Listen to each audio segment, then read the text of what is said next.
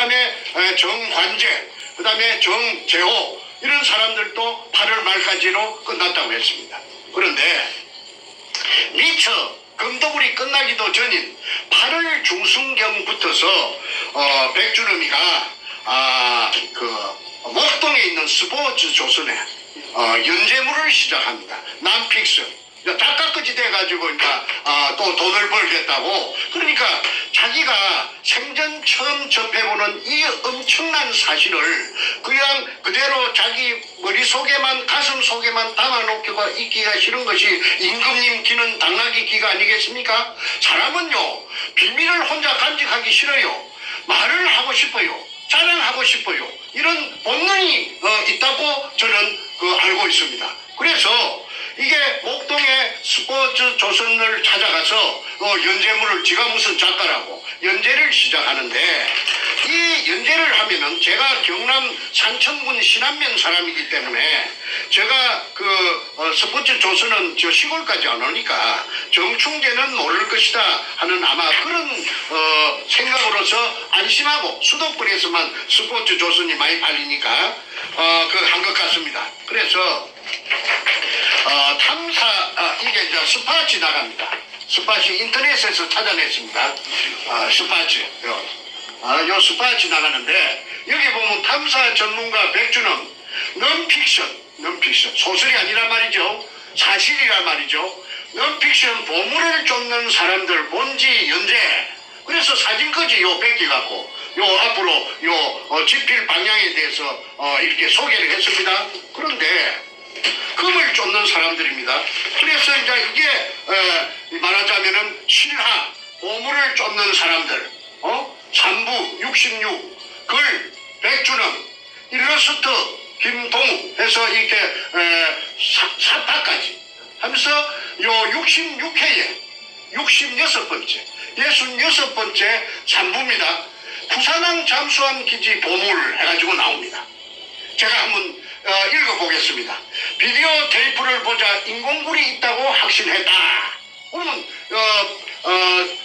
인공물인데, 제가 시종일관 주장했던 거는 의뢰공장의 한 가닥이다. 일제 의뢰공장의 한 가닥이고 그 속에 금이 이등충이라는 항도세 포대에, 마다리 포대에 금이 가득 들어서 빼곡이 빽빽이 차 있었다. 아까 탁종수도 아까 백준엄이 옆에 그 도둑놈 서도둑놈 김선태 옆에 앉아있던 놈이 거기 48년생 해병대 출신 용산역 앞에 방패 탁종수입니다. 그 탁종수가 쓴 학에서 봤지 않습니까? 그것도 6월 7월 8월 말까지 독을 했다고 했거든요. 금독을 했다고 했거든요. 그런데 이 정작 본인 작가님 백준엄 사이코패스께서 실화 보물을 쫓는 사람들, 스포츠 조선 연재 제66회 부산항 잠수함 기지 보물, 이걸 연재를 하는데, 이게 바로 아까 제가 뚫어서 찾았던 수평굴의 정체가 나타납니다. 이거는 바로 발언을 해놨어요. 이거는 거짓말 아닙니다. 그러면 어제 기자회견 할 적에 그거 보니까 쓰레기 한글이 적혀가 있는 쓰레기 포대에 돌이 담긴 포대가 물 속에 널브러져가 있었는데, 딱 차가 있지 않고 알이 각 차가 아니고 구석에 처백기가 있었죠. 그런데 그거는 이등충이라고 적히는 금편이든 포대는 자기네들이 다 독을 하고, 그 다음에 아까 박숭이 구린 것처럼 위장하기 위해서 지상에서 그 포대를 갖다가 구해가지고 와서, 자갈치 시장에 가면 그 봉포대 파는 상해가 많이 있어요. 거기서 구해가지고 와서 쓰레기 보롭고 그 다음에 나무 토막 등을 집어넣어가지고 마치 금이 없었던 것처럼 쇼를 위장해서 나타내려고 연출해 놓은 거라 하는 거는 제가 주장하는 것입니다. नमस्कार भाई और बहन, ऑल इंडिया की सर्विस में आपका स्वागत है. 거라 하는 거는 제가 주장하는 것입니다. 그런데 그 포대 속에는 낡은 포대도 있고 새 포대도 있습니다. 그 사진이 다 있습니다만은 시간 관계상 생략합니다. 그거는 낡은 거는 뭐냐 하면은 박숭이 굴하고 연결로 시켜가지고 소리 안 나는 하약을, 무성 무진동 하약이 있답니다. 그걸 저 통영의 다이버 김은택이가 그 굴 속에 들어가서 찾아냈어요. 직경 60cm, 길이 3m 되는 통로를 뚫어가지고 박숭이 굴 속에 원상 회복 차원에서 다 들어차 죄어 있던 그 포대를 갖다가 그 70cm, 직경 70cm, 길이 3m 통로로 2m 밑에 그걸 끄잡아 올려가지고 연출해가지고 그 모자라니까 귀찮고 모자라니까 새 포대를 갖고 와갖고 그래가지고 그 쇠포대에다가 그 온갖 쓰레기 버렸고 건축 폐기물 처리장이니까 나무 토막 이런 걸 이어가지고 막 쑤셔가지고 새거 헌거 철철철철 사가서 박숭이 굴은 철철철 사가서 나는 그거 하고 생생한 거하고 섞기가 있다는 걸 제가 알았죠.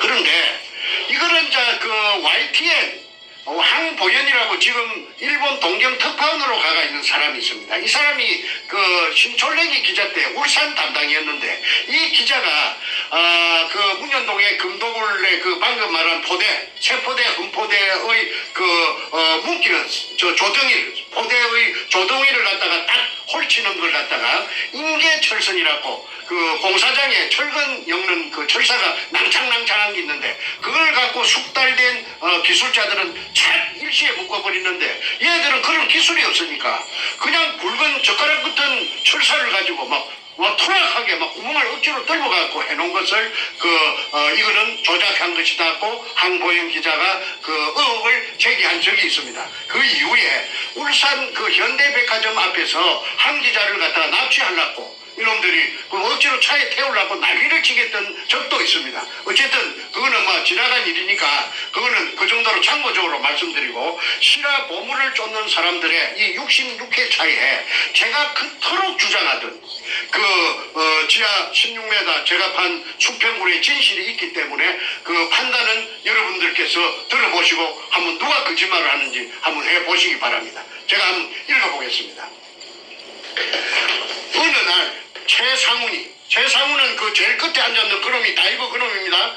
최상훈이 잔뜩 흥분된 목소리로 전화를 걸어왔다. 백형, 백주는 말하죠. 백형, 김성태가 뚫은 곳에 무인 카메라를 넣어보니까 지표면에서 4m까지 물이 차있고 그 밑으로는 안반인데 지하 16m에서 수평 동굴이 나왔어. 그리고 그 동굴 입구에는 마대로 차곡차곡 동굴을 막아 놓았어. 차곡차곡 동굴 입구를 막아 놓았어. 그러면 그 공간이 없이 각 들어차져 있다는 말이죠. 30분 동안 카메라를 돌려가며 촬영했지만 자신의 생각으로는 과거 일본 군들이 파놓은 동굴 입구를 정확하게 관통한 것이 틀림없다는 것이었다. 다이브 어제 마이크 잡고 씨부리던 거짓말하는 그놈입니다. 그놈이 그렇게 백두목에게 전화를 걸어온 이게 이제 시발입니다. 또 수평 동굴이 나와서 틀림없다는 것이었다. 최상훈 같은 수중 발굴 전문가가 흥분해서 소리칠 정도라서 나 역시 지하 동굴의 실체를 믿어 의심치 않았다. 다음날 수중 촬영한 테이프의 복사본이 서울 내 사무실에 당도했다. 필자는 그때의 전율 어린 흥분을 잊을 수가 없다. 필자가 백주름이죠. 김성태가 직경 60cm로 시추한 곳에 최상훈이 잠수하여 촬영한 내용이었다. 최상훈이 들어갔습니다. 그래갖고 수중 카메라 촬영했답니다. 카메라는 지하 4m부터 매우 깨끗한 물속으로 서서히 내려가며 지상에 설치된 모니터로 하상을 전송했다. 동굴 전체에 물이 꽉 차 있었다. 카메라가 내려가며 찍은 청색 안반은 마치 태고의 신비를 벗겨주는 듯 푸르게 빛을 발하고 있었다. 약 5분 정도 내려갔을까? 갑자기 수평 동굴이 나타나고 이제 16m 다 내려갔죠. 나타나고 그 앞쪽에는 수많은 마대가 차곡차곡 쌓여 있었다. 제 말하고 제 주장하고 똑같지 않습니까? 공간이 없이 거기가 일본 놈들이 재고 나간 끝입니다. 그러니까 저쪽 반대쪽으로 재어 있는 그 포대 뒤쪽으로 나가면서 계속 재면서 나갔기 때문에 그게 공간이 있을 턱이 만무합니다. 그러니까 내가 그렇게 목이 쉬도록 그렇게 피를 토하도록 주장한 것을 고맙게도 이 백두목께서 이렇게 써놨어요. 차고 다시 한번 읽어보겠습니다. 그 앞쪽에는 동굴의 입구를 말합니다. 앞쪽에는 수많은 마대가 참 어지럽게 난잡하게 흐트러지게 쌓여 있는 것이 아니고 차곡차곡 쌓여 있었다. 질서정연하게. 어제 최상훈이 감격해서 소리친 문제의 그 장면이었다. 최상훈은 감격에 기운 나머지 집으로 테이프를 가져가 부인이랑 밤새워가며 이젠 고생 끝! 행복 시작이라고 소리쳤다고 한다. 필자 역시 16m 안반 지하에 자연적으로 생긴 굴이 아닌 분명 인공굴이 존재한다는 사실을 더 이상 의심할 여지가 없었다.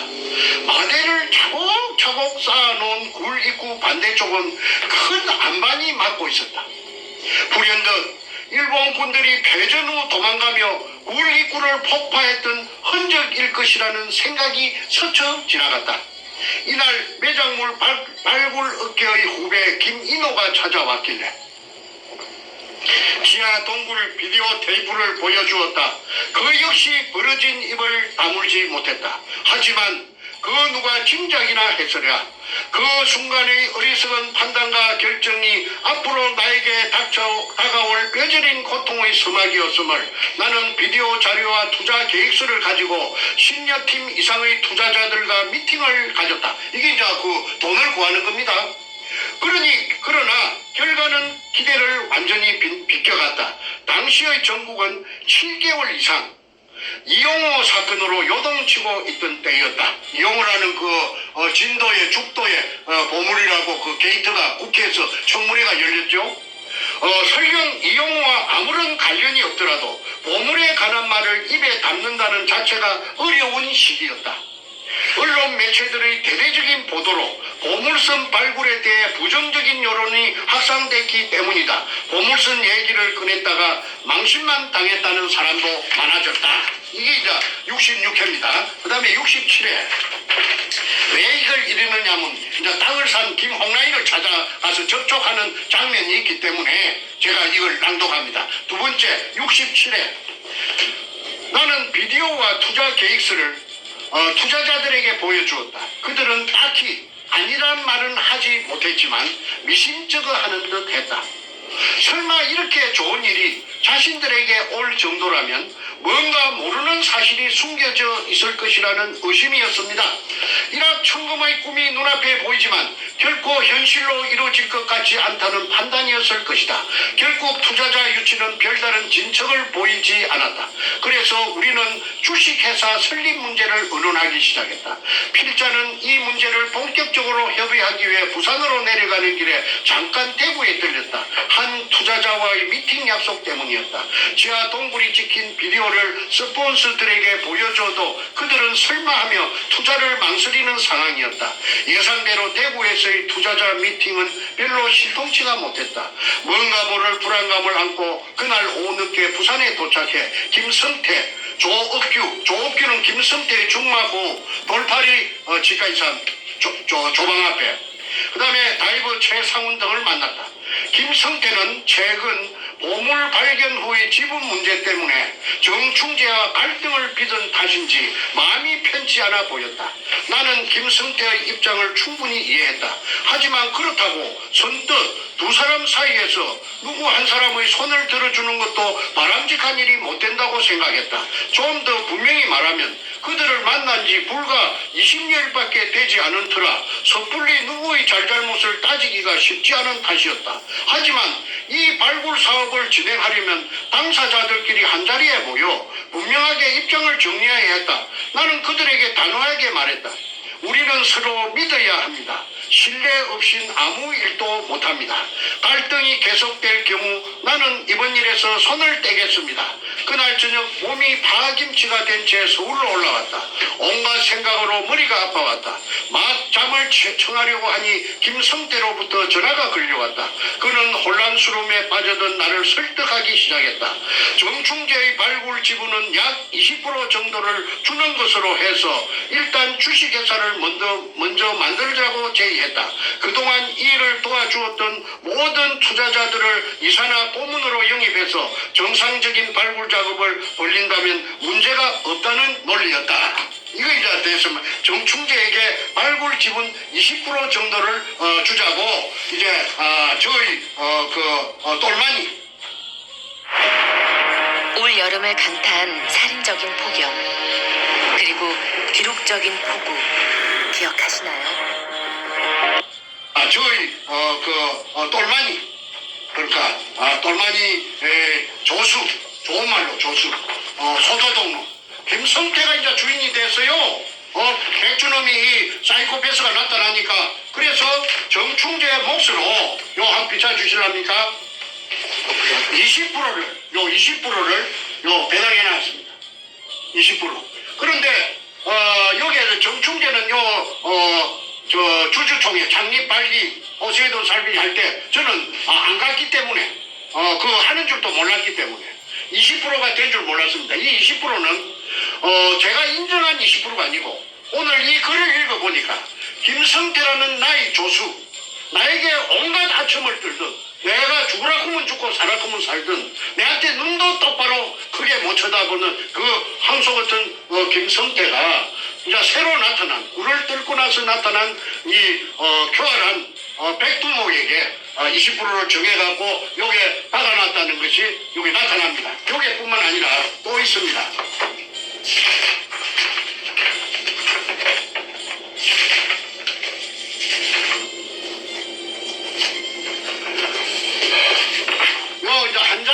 요 한 장에 최종 주식 배분 및 주주 명단에 제일 처음에 정충재를 얹어놨습니다. 정충재에게 보유할 주식주 2,000주를 주고 비율은 20%.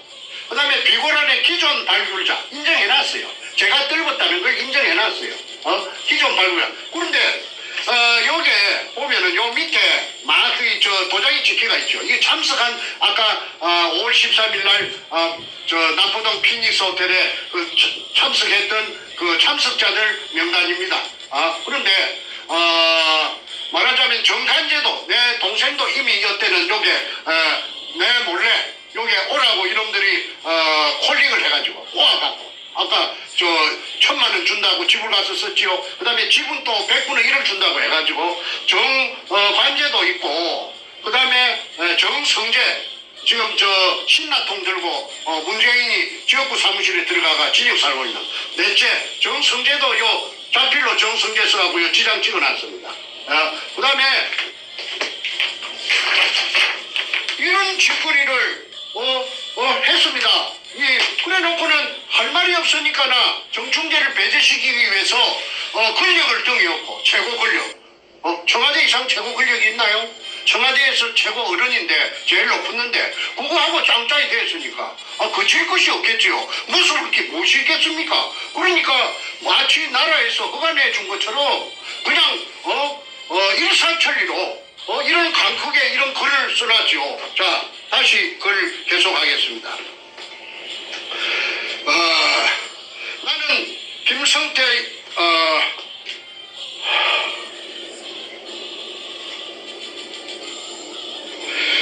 일리가 있다는 생각이 들었다. 하지만 나는 대답을 주저했다. 그러니까 주저했다. 이 말은 김성태가 이렇게 하자 저렇게 하자 모사를 껴미는 것을 백준엄이 처음에는 선뜻 응하지 않았다는 말입니다. 일단 그 자리를 벗어나고 싶은 생각이 우선이었다. 그로부터 며칠 동안 나는 정말 많은 고민을 해야 된다. 또다시 실패한다면 인생에서 실패를 이놈이 무수해요. 그러니까 이 정충재를 배제시킴으로써 실패가 된답니다. 정충재가 만만치 않은데 실패가 된다면은 이 인생에 이런 기회가 다시 올 수 있겠나 하는 그런 걸 갖고 고민했다는 말입니다.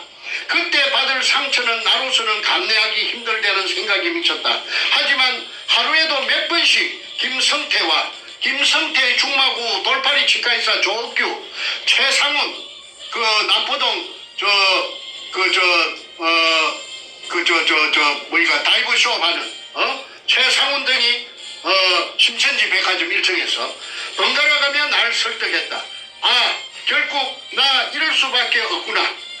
또다시 나는 흔들리고 있었다. 그러니까 백주름이는 자꾸 새놈이서 조사대치니까 정충재를 대통령까지 뒤에 있는데 그 촌놈 새끼 그 진주 사는 정충재 그 새끼 그 팽식해버리자 이 말을 그렇게 최상훈, 조옥규, 김성태 서있어 백주름에게 이제 압박을 가한다는 말입니다. 자, 68회 세 번째입니다. 고민을 거듭하던 나는 결국 김성태 등의 강국한 요청을 뿌리칠 수 없었다. 결국 그들의 요구에 따르기로 결정하니 한결 마음이 편했다. 물론 많은 어려움이 예상되지만 목적지까지만 가면 된다는 생각을 하니 자연스럽게 불면증도 해소됐다. 그렇게 잠도 못 잘 정도로 그 갈등을 겪었다는 말이죠. 어쨌든 당분간은 좀 더 참고 인내하기로 하였다. 한번 결심한 이상 나는 추진력 있게 이를 밀어붙여야 했다.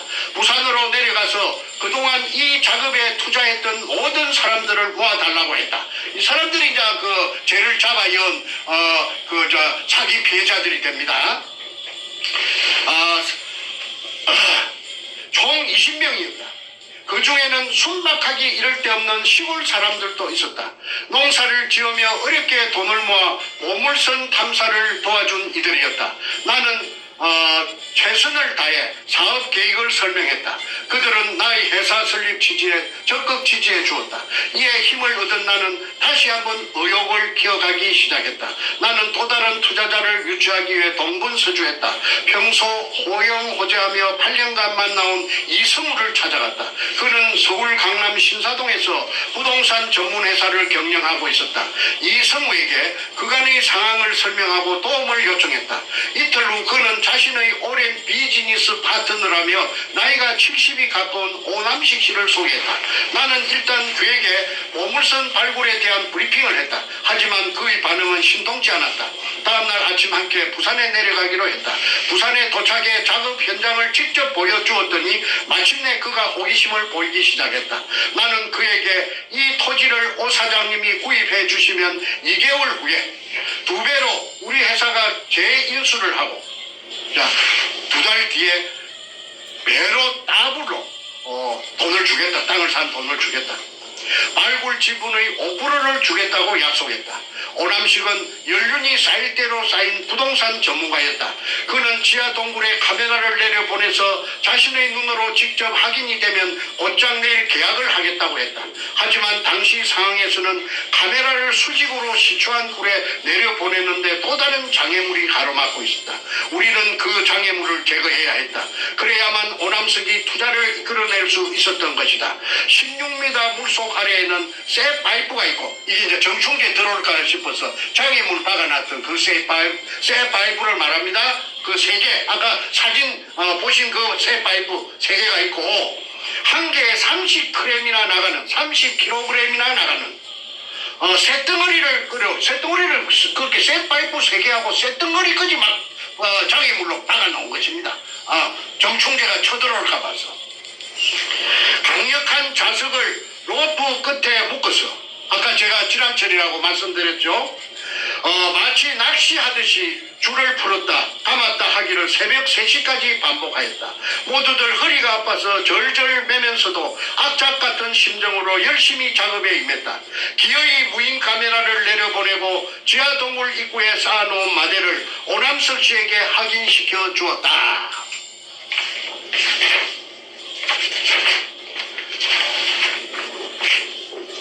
다시 66, 67, 66 네 번째입니다. 오남석은 고개를 끄덕이며 투자하겠다는 의사를 분명히 했다. 그나마 다행이었다. 호텔로 돌아와 몇 시간 눈을 붙이는 둥 마는 둥 하고 이튿날 바로 계약을 체결했다. 계약금은 서울에서 주겠노라며 서울로 가자고 했다. 이제나 저래나 계약금만 기다리던 내게 또다시 땅이 꺼지는 듯한 소식이 들려왔다. 주위에서 반대가 심해 정식 계약이 힘들다는 연락이 온 것이다. 새벽까지 불을 밝혀가며 장애물 제거와 촬영을 위해 혼신의 힘을 쏟았던 김성태, 최상훈 등을 생각하니 밤잠을 이룰 수가 없었다. 하지만 여기서 주저앉을 수는 없었다. 다른 투자자를 찾아 나섰다. 문득 떠오르는 얼굴이 있었다. 4년 전부터 알고 지내던 김홍랑 씨였다. 4년 전부터 전라도 광주에 그 청와대 그 여자 기공사 김대중 대통령의 기공사 김홍란이를 집은 강주 아까 강주시 서구 지평동 금호상용 아파트라고 했죠. 그 여자가 등장합니다. 그녀는 어렸을 때부터 신통력을 지닌 사람으로 유명했다고 한다. 그녀의 손이 닿은 환자들이 완쾌됐다는 소문이 나자 병을 치료하기 위해 찾아오는 사람들로 문전성시를 이루었다고 한다. 그녀는 한때 신앙생활도 했지만 보이지 않는 초능력의 세계를 완전히 잠재울 수는 없었다고 한다. 나는 그녀에게 전화했다. 6개월 전 한 번 통화한 기억이 있었기에 혹시나 목소리를 잊어버린 것은 아닐까 조바심도 났다. 하지만 그녀는 전화를 받자마자 특유의 정감 어린 목소리로 반가움을 표시했다. 내일 시간이 있으면 부산에서 만나자고 했더니 흔쾌히 승낙했다. 잠시 후 그녀는 다시 전화를 걸어와 비행기 편이 없어 성룡차로 가겠으니 내일 오전 11시 부산에서 만나자고 약속했다. 나는 뭔가 희망이 있을 것 같은 예감이 들어서 부산의 최상훈과 김성태에게 손님 맞을 준비를 하도록 당부했다. 약속대로 김홍랑 씨는 모습을 드러냈다. 나와 최상훈, 김성태 등은 그녀를 상대로 다시 브리핑을 시작했다. 그동안 꼼꼼히 모아온 자료도 제시했다. 그리고 그녀를 직접 시추 장소로 데리고 갔다. 시추 장소가 아니라 제가 뜰은 그 수직구로 따라갔다는 말입니다.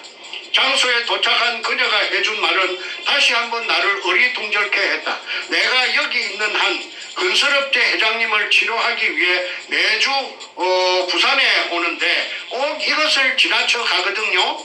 한데 이상할 만큼 이 장소에서 꼭 뭔가 있을 것만 같은 암시를 받았는데 그런데 오늘 내 자신이 진짜 이 자리에 서 있게 되다니 우연치고는 너무나도 기이하지 않나요? 그녀의 말처럼 필시 이날 우리의 만남에 뭔가 보이지 않는 인연의 끈이 작용한 것일까? 아니, 나는 사실 억지로라도 그렇게 생각하고픈 심정이었다. 40m 높이의 시멘트 옹벽을 응시하던 그녀는 저 옹벽 뒤에 뭔가 반드시 숨겨져 있다고 말했다. 나는 그녀를 최상훈의 사무실로 데리고 가 최상훈의 사무실이 자갈치 시장 입구에 있는 신천지 백화점 1층의 다이브숍을 말합니다. 동굴 안을 촬영한 비디오를 보여주었다. 그러니까 제가 뚫은 그 동굴 수직구 밑에 수평 굴속을 찍은 사진 비디오를 보여주었다 이 말이죠. 한순간도 놓치지 않으려는 듯 그녀의 눈은 반짝거렸다. 갑자기 수평 동굴이 나타나면서 이었고 켜켜이 쌓아놓은 국방색 마대가 드러나자 그녀는 갑자기 핸드백을 열고 전화기를 꺼내 들었다. 그녀의 남편에게 하는 전화였다. 그녀는 황급히 남편을 호출한 후 나와 함께 자갈치 시장의 한 호텔 커피숍으로 자리를 옮겼다. 그리고는 희망적인 답을 주었다. 이번 일은 내가 직접 투자해보고 싶다는 것이었다. 그래도 가정이 있는 사람으로서 남편에게 동의는 구해야겠다는 말도 덧붙였다. 자, 이게 진실입니다. 이게 지어내서 쓸 수 없는 거죠. 그놈 새끼가 그 사이코패스가 무슨 지가 소설가라고 이걸 지어내 쓰겠어요? 실화라고 했는데. 자, 나는 투자 조건을 설명했다. 토지 매입만 해주시면 됩니다. 보셨다시피 동굴은 이미 확인된 것이니까 설령 그 안에 기중품이 없다 치더라도 동굴을 이용해 관광지를 만들면 이제 일제 의뢰공장이란 말이죠. 관광지를 박숭이 굴이 무슨 관광지가 됩니까? 사업성이 있지 않겠어요? 그리고 만약 보물이 나왔을 경우 국가 지분과 세금 등을 뺀 금액에서 5%를 지분으로 내놓겠습니다. 그녀는 이런 내 제의에 매우 만족해했다. 그러면서 만약 발굴이 성공해서 그런 행운이 내게 온다면 어려운 사람들을 위해 봉사단체를 만들고 싶다고 했다. 잠깐만 여기서 설명 좀 하겠습니다. 이 여자가 지금 부천역 앞에 1000억대의 빌딩을 가지고 있고 그 남부터미널 위에 그 큰 높은 아파트 110평에 살면서 온갖 호의호식을 누리고 기부인으로 행세하고 있답니다. 벤츠 마이바 600을 타고 다닌다고 제가 어떤 정치인에게 들었습니다. 자, 계속하겠습니다. 그 여자가 그 기공소를 운영할 때는 그 2002년 이전에 그 금독을 이전에 할 때는 서울 강남에 신사동 그래서 명상원이라는 기공소를 했는데 그게 지금 더불어민주당 출신의 그 기라성 같은 국회의원들이 주로 여자 국회의원들이 그게가 집합소랍니다. 그리고 동경에서도 이 여자가 소문이 났더라고요. 그러니까 돈이 없는 사람들은 상대하지 않고 아주 VIP들만이 상대를 하는데 이 여자가 그 업소 명상원에 일주일에 나흘 있고 3일은 자기 집이 있는 광주 서구 지평동 금호상용 아파트에 있다가 4일은 서울 3일은 광주 하는데 그때 어떤 정치인이 그 이름 들미면 다 압니다만은 그 정치인이 이 여자에게 기공 수련을 한 2년 반 정도 받으러 다녔기 때문에 이 여자를 잘 안답니다. 그런데 이 여자가 그 당시에 집세를 한 달에 못 줘가지고 절절 면접도 한두 번이 아니래요. 그렇게 임대료를 못 줘가지고 월세를 못 줘가지고 그래 한 여자가 지금 마을바위를 타고 다니고 1000억대 그 정치인이 그렇게 하더라고. 저 부천역 앞에 1000억대 2000억대짜리 빌딩을 갖고 있고 그 다음에 110평짜리 그 금호 아시아나 아니 저 남부 터미널 위에 자이 아파트인가 그 어마어마한 아파트에 산다는 정보를 저한테 준 적이 있습니다. 자, 계속하겠습니다. 자, 정선생님, 오늘 지금 뭐 1시간 반 갔는데 시간이 좀 길어지니까 이제 좀 마무리를 가야 될 것 같아요. 예, 그러면은 이걸 다 못하니까 여기서 다음번에 하고 제가 좀 몇 가지 드릴 말씀도 있어서 좀 마무리를 가야 될 것 같습니다. 네, 하나만 더 하고요. 말씀하세요. 요 지금 사람들이 금이 나왔는가 안 나왔는가 금이 나왔으면 양이 어느 정도 되는가를 상당히 궁금해해요. 그래서 그 대답은 내가 꼭 드려야 되겠다. 그런데 이게 보면은 독을 두모 사이코패스 백주름이 가방에서 나왔는데 여기 보면 노란 칠이대가 있습니다. 노란 칠이대가 있는 것은 여기 보면 여기 노란 칠이 여기 뭐냐면은 금은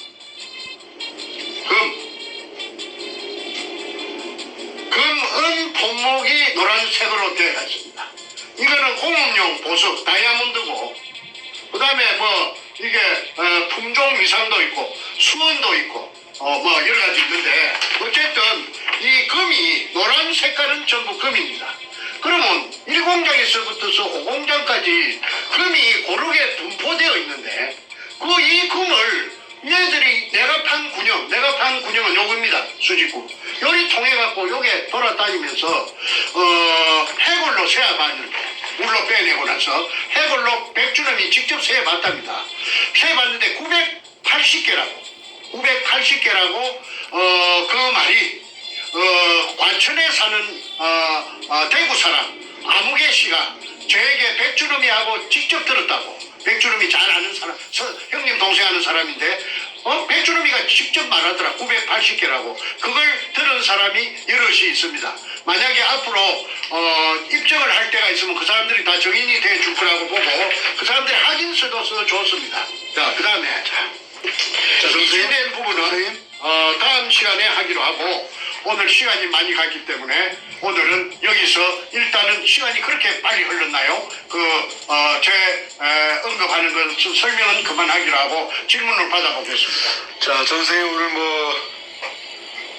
제가 이제 마무리하는 차원에서 몇 가지 질문을 드리고 또 드릴 말씀이 좀 있고 하니까 오늘은 제가 이제 같이 하려고 그러다가 정선생님께서 그 백준홈 기자회견을 본 이후에 워낙 거짓말이 많고 또 정확한 사실을 국민들이 알게 해야 되기 때문에 정확한 그 거짓에 대한 설명과 그 다음에 증거를 제시하는 그런 시간을 갖고 있습니다. 자, 일단은 그 어저께 나온 그 백준홈의 재산 비포 앤 애프터 우리가 방송을 했는데 그 방송에 올라온 저 댓글 중에 제가 중요한 댓글을 제가 하나 좀 읽어드리고 그걸 질문으로 드리겠습니다. 답을 좀 주시면 감사하겠습니다. 자, 어저께 7월 27일 금요일 방송, 저희 방송에 이런 질문이 있었습니다. 김필영 씨라는 분이 쓰신 글인데, 정 선생님, 어뢰공장 금을 직접 정 선생님 눈으로 확인 못하셨는데 그 안에 금의 양을 확언하시는 부분 설명이 필요합니다. 그리고 징용당해 어뢰공장 인부로 일하다 돌아가신 분들의 위골의 숫자 증거도 확인되신 부분 설명 부탁드립니다. 끝까지 진실하게 임해주세요. 두 분 수고 많으십니다. 자, 금의 양에 대한 확인과 위골 숫자 증거 확인. 그 자료에 혹시 있거나 있어요? 네, 제가 말할게요. 그 증거 좀 보여주시면서 설명해 주십시오. 첫째, 이 리차드 로리스하고 그 미 CIA 극동 담당 책임자가 있습니다. 그분이 제 말만 듣고 금 찾는 계약을 하고 금 찾는 작업을 2년 반 동안이나 저하고 할 리가 만무하겠죠. 그분이 나중에는 국방성 동아태 담당 부차관보까지 하신 분인데 대단한 분이 계십니다. 그런데 그분하고 저하고 사이에 그 비밀 계약을 한 서류가 문건이 있기 때문에 일단 이것부터 먼저 보여드리고 부수적으로 설명하겠습니다. 이거는 이게 인천에 영암모자 인천방송 주주 일대 주주 백성학 씨도 여기에 사인이 되어 있습니다. 그거는 책에 다 공개가 되어 있기 때문에 그런데 이게 이제 CIA가 뜬금없이 왜 여기 나오느냐면 CIA가 아시다시피 제일 세계에서 정보를 많이 아는 그 정확한 정보를 아는 근데 이분은 중국에서 일본 군들이 약탈했다는 것을 45년 5월 한 달 동안 이걸 알아내 가지고 한국에 30년 내가 만날 당시에 거슬러서 30년 전에 한국에 이거 찾으러 왔답니다. 그래서 내하고 그 50대 50의 지분으로 계약을 했죠. 그 계약서를 작성했던 변호사가 내가 구멍을 팠던 부산시 남구 문현동 그게 국회의원이었던 김무성이의 처남 김무성이의 처남 최양일입니다. 김무성 마누라의 오빠 그 사람이 미국에서 대학을 나왔는데 이분이 나에게 소개를 해서 만나는 것이 리차드 로리스였습니다. 그래서 이 사람들이 CIA가 아무 근거 없이 2년 반 동안 저하고 이런 계약을 해가지고 50대 50으로 하진 않습니다. 그런데 이 계약이 끝까지 가지 못했던 것은 2011년이라고 기억됩니다. 미국 뉴욕의 그 맨하탄에 그 무역센터가 그 오사마 빈 라덴이 하는 조종하는 그 비행기가 그 건물에 들어가면서 그 큰 사고가 났죠. 그것 때문에 그 1년간 그 딜레이 연기하자는 그 미국의 그 엄청난 재앙이 왔으니까 그걸 제가 거절을 했기 때문에 그 미국 사람들하고 2년 반 만에 끝이 났고 제가 독자적으로 그런 과정이 있었기 때문에 독자적으로 그 다음 해 3월 2일 날 제가 혼자 힘으로써 그 수직구를 완성했었고 그 다음에 이제 금을 봤느냐 했는데 그 금을 제가 봤죠. 이 책 속에 책을 안 읽어보신 것 같은데 이 책 속에 백주름이 독을 두목의 호주머니에서 나온 250 200g짜리 금편의 사진이 배제가 되어 있습니다.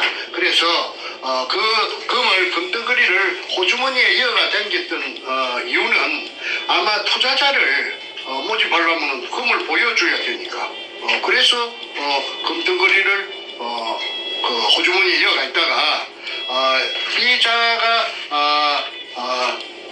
조폭들에게 뭐 긴 이야기는 그 번거로우니까 생략합니다. 조폭들에게 납치를 당해가지고 지리산까지 가게 됩니다. 그때 내가 마루에 올랐을 적에 이 사이코패스를 낚아가지고 들어가지고 아주 왜소하니까 들어가지고 이게 그 250g짜리 금편입니다. 100주름이 소지했던 금편 설명을 했죠. 이 두께는 사진을 찍을 수가 없었죠. 그러니까 이 50g짜리 이거는 250g짜리입니다. 250g짜리, 500g짜리 그 세 가지 종류가 있었고 이걸 은행에서 돈처럼 예금도 하고 인출도 하고 또 암시장에서 굉장히 선호하는 그런 야미로 거래가 됐던 그런 사실도 제가 다 알아냈습니다. 그러니까 이 세 가지 종류의 금이 일본 분들이 중국의 은행을 틀어가지고 그 항토색 마다리 포대 속에 이어가지고 잠수함 26척에 싣고 왔다고 잠수함 이름까지도 아까 CIA 리차드 로리스 씨께서 다 찾아냈습니다. 그러니까 책도 읽어보시지 않고 앞전에 수없이 찍은 프로를 보시지 않았기 때문에 그런 의아심이 있는 것 같은데 더 이상 길게 설명을 하지 않겠습니다. 금이 없었다면은 이런 사건이 지금까지 연결돼 가지고 끊어지지 않고 지금까지 흘러올 수가 없는 거 아니겠습니까? 아까도 말했다시피 땅을 왜 삽니까? 땅을 말만 믿고 땅을 삽니까? 눈으로 확인하지 않고 땅 몇 푼 주고 사는 게 아니잖아요. 그 다음에 또 하나는 유골이 있느냐 없느냐 거기에 대해서 설명을 그 질문을 해왔기 때문에 설명하겠습니다.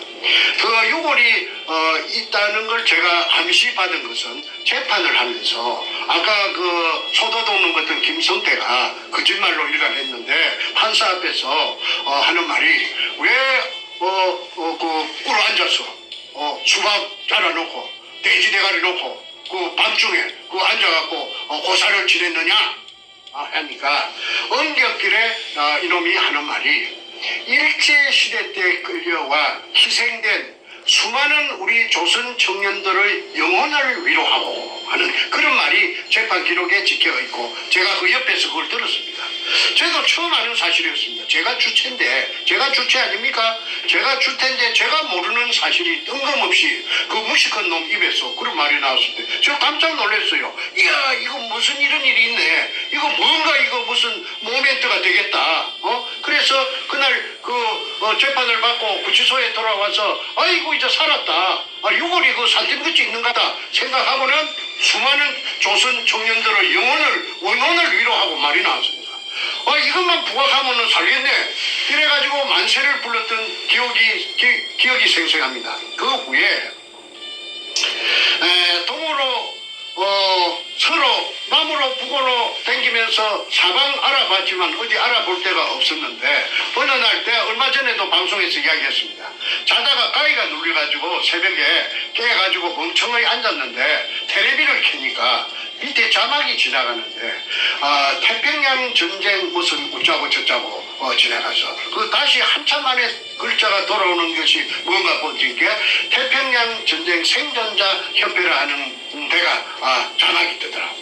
그래서 그 다음날 전화로 114에 물어가지고 그 할아버지들이 봤는데 종로 어디라고 하더라. 삼가 어디라고 하더라. 그리고 찾아가서 내가 선태수라는 80이 넘은 그 당시에 그 회장님하고 이제 앉아서 대화를 합니다. 아니 나를 어떻게 찾아왔어? 아니 저는 태평양 전쟁 생존자 협회 그런 단체가 있는 줄도 몰랐는데 오늘 그렇게 알고 내가 불가실히 찾아온 것은 내가 궁금한 게 있었습니다. 말해보시오. 아니 부산 문현동에 일제 의뢰공장이 있고 거기에 근무하던 무슨 사람들이 혹시 없을 회장님이 아시는 사람이 알 수가 없는가요? 했더니 그분의 눈에서 갑자기 그 큰 눈물 방울이 두세 방울, 세 방울, 네 방울인가 모르겠습니다. 투둑 떨어지더라고. 그래서 내가 무슨 그 실수를 했는가 싶고 깜짝 놀라서 아니 왜 그러십니까 하니까 아이고 좀 한 서너 달 전에만 좀 찾아오지 와 인자 왔네. 그게 뭔 말입니까? 아니 내 친구 그 진동식이라고 그 중마고우가 있는데 1920년생. 그런데 내 친구가 그 부산 문현동에서 의뢰공장을 일제 때 팠다. 어떻게 팠느냐 하면은 진해 해군부로 징용영장을 받고 끌려갔는데 한 동네 청년 3명이 대구 뭐 대공동인가 어디서 갔는데 이 진동식 씨는 그때 결혼 6달 됐을 때 새 신부를 그 집에 남겨놓고 이제 징용영장 받았으니까 진해 해군부로 갔다 이 말이죠. 그런데 6달 뒤에 그 뭐 6달인가 5달 뒤에 첫 아들이 태어났는데 그 아들이 43년생 속초에 계시는 진아무개 씨입니다. 저 이름은 제가 앞전에 밝혔는데 혹시 그분에게 누가 될까 싶어서 진아무개 씨라고 합니다. 그런데 이분이 그 6달 된 갓난쟁이를 얻고 면회를 하고 싶어서 그 부대에다가 편지 온 부대에다가 부대장에게다가 면회를 하고 싶다고 아들을 낳았으니까 아들을 애비가 봐야 될 거 아니냐. 그랬더니 면회를 오라고 하더랍니다. 면회를 언제 오느냐면 한 달에 면회가 한 번밖에 안 된다. 그것도 보름날 달이 밝은 날을 제일 밝은 한 달 중에 제일 밝은 밤을 보름밤이라고 하죠. 그 보름밤에 면회가 한 번밖에 안 되니 돌아오는 보름인 몇 년 몇 월 며칠 날 낮에 몇 시까지 그 통제부 해군 통제부 앞으로 오너라 지내. 그래서 그 아기를 얻고 대구에서부터 가니까 전국 각지에서 그 면회 온 사람들이 한 40-50명 되더랍니다. 그런데 밤이 해가 올가닥 질락하니까 조금 어두워 질락하니까 부대 안으로 들어오라고 하더니 따라 들어가니까 부두가 있고 바다가 있고 그 바다에 배가 한 2척 엔진을 걸어놓고 작은 배가 있더랍니다. 그래서 그 배를 타고 밤바다를 한 2시간 정도 휘황찬란한 보름달이 비추는 밤바다를 어딘 줄도 모르고 그 타고 갔는데 그게가 지금의 칠부두 앞인 문현동 바로 의뢰공장 있다는 그 옹벽 그 바로 바닷가입니다. 그래서 그 어떤 지정해 주는 텐트 안으로 들어가니까 그 들어가서 기다리니까 그 진동식 남편이 왔더랍니다. 그래서 남편이 하는 말이 저 건네 아들도 안아보고 처음으로 안아보고 저 건네 불빛이 바다 위에 희망찬란하게 출렁이는 그거가 부산이다. 여기는 부산이 아니고 동래군 서면 우합니다. 그리고 내가 저 뒤에 나저막한 산, 그거가 이제 현장입니다. 그 산 근처 그 옹벽입니다. 나저막한 산 밑에 굴을 파는데 의뢰공장이다. 그 의뢰공장 속에 약 1000명이 3교대로 그 굴을 하루 종일 굴을 파고 있는데 나는 하약 발파 기술자이기 때문에 그중 월급도 많이 받고 대우도 좋다. 먹는 것도 다 차별이 나고 자는 것도 차별이 난다. 그러니까 걱정하지 말아라. 그래서 진봉술 여사께서 지금은 고인이 되셨습니다만은 부산 문현동에 자기 남편을 갓난쟁이 그 아들 지금 70대 중반이 훨씬 넘었죠. 진영한 씨를 얻고 면회 갔던 것을 진영한 씨도 어른들한테 들은 걸 그대로 내한테 증명했고 자필로서 그 다음에 진영한 씨는 금봉술 씨는 초롱 같은 기억력으로 제게 자필 사실 진술서를 썼습니다. 여기 있습니다. 이거는 강원도 속초시 조양동 상원주택 나동 202호 금봉술 22년생 남편은 20년생. 그걸 제가 읽어보겠습니다. 이거는 위에 이 사진 있는 이거는 그 굴을 팠던 그 20년생 진동식 씨의 일제강제연행 한국생존자협회 회원가입 원서입니다. 그래서 요 일본에서 바약 발파시에 돌이 날라와서 눈알이 하나 파열돼 가지고 장애인 시각 장애인으로 평생을 사시다가 내가 저 손태수 회장님 만나기 뭐 3달인가 4달 전에 돌아가셨다고 하죠. 그 부인인 금봉술 할머니께서 써준 그 사실 확인서 내내 같은 그걸 내가 한번 읽어보겠습니다. 진술인 금봉술은 사단법인 일제강제연행 한국생존자협회 강원도 지부 회원인 진동식의 처입니다.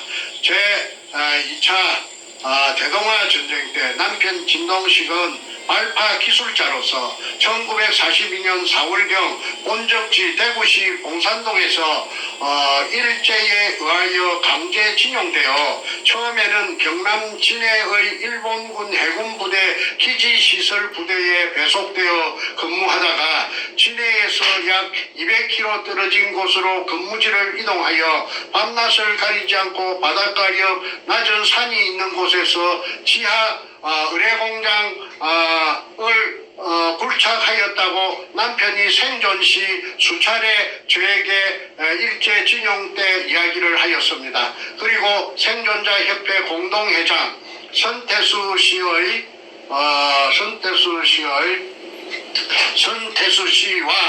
강원도 지부장 태갑 씨에게도 이 사실 이야기를 여러 번 하였습니다. 또한 일본 군 의뢰 지하 공장 위치를 남편이 나중에 확인해 보니 지금의 부산시 남구 문현동이라고 하였습니다. 진수리는 당시 면회를 일본군에게 신청하였더니 면회 신청을 15일 후에 지하 비밀 공장이 거리가 떨어진 곳에서 한 번 면회한 사실이 있습니다. 그 후 44년 10월경 일본 규슈 사세보 해군기지로 이동되어 남편이 이제 전출되어 가서 발파 작업 중 왼쪽 눈이 실명되어 사세보에서 1945년 8월 10월 해방이 되어 고향인 대구로 귀국하였습니다. 금봉술은 위와 같이 사실 경과대로 진술합니다. 2005년 6월 11일 위 진술인 금봉술 할머니 도장을 찍어놨습니다. 그래서 이 사실이 재판할 적에 나타났고 천명이라 하는 거는 여기서 진동식 씨가 확인을 해줬기 때문에 3교대로 판단하는 것도 알았고 그 명단은 국가기록원에서 입수하여 진해 해군부에 끌려갔던 진용됐던 사람들은 아무도 신고가 된 사람이 없어요. 그런데 그 명단을 누가 해킹 잘하는 사람이 해킹을 해가지고 지금 제가 가지고 있는데 약 940명의 그 애정대 그 진해로 끌려가서 정발되었던 명단이 저한테 있고 그 다음에 조선민주주의인민공화국 수령이라고 하는 김정인이라고 하는 놈이 결제 책상에서 무언가 결제를 하고 있고 그 옆에 그가 임명한 인민민주주의 3.0 간첩 총독 문재인이가 부동자세로 서 있는